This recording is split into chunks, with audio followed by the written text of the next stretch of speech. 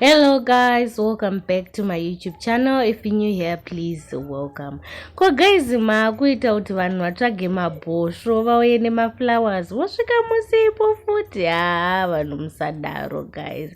So mukomana webhosvo Mr. Nash vazosvika munhu asingawanike panzvimbo asipo guys. Apo bhosvo ratoredi, bouquet remaflowers raredi, sisi mvavadzi mafoni.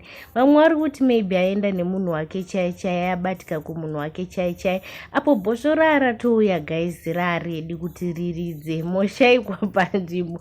Chii chakadaro ichocho guys? Guys, we are very much disappointed.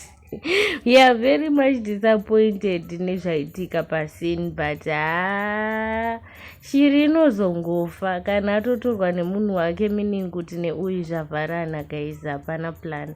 Mukomana auya munhu ushaika panzvimbo. This is not good guys, this is not good. Maybe angaendawo somewhere, pamwe aenda kulunch or something, but yeah, this was such a disappointment, a huge embarrassment to the guy anga amira ati ndiri kuitirwa musikana plan.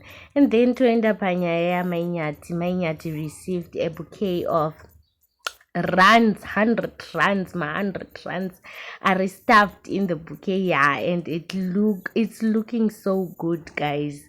Gilbert is trying kutaura chokwadi, haari kuzama. Even ivo mainyati vacho zviri kuoneka kuti aiwa, she is glowing, zviri kuita mbichana guys, it's coming up, zviri kutora shape guys. Tinongoti aiwa makorokoto chinhu chakanaka guys.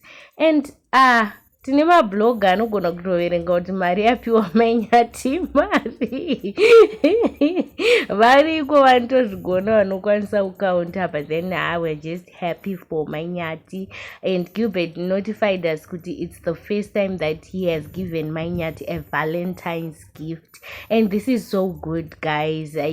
Love is winning guys, love is winning.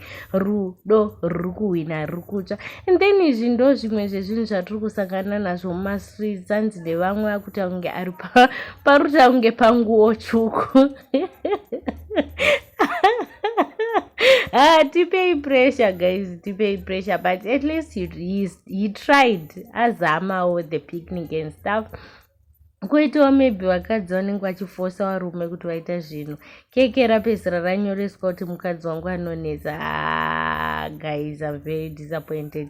Nandozoride zvangu keke racho. Ngarigare mukadzi wangu anonetsa. Guys, unoridii rakanyorwa kudai, unoridii? Anyways, people have celebrated Valentine. Pakati paro zuva rauda kutopera, mareceiver here.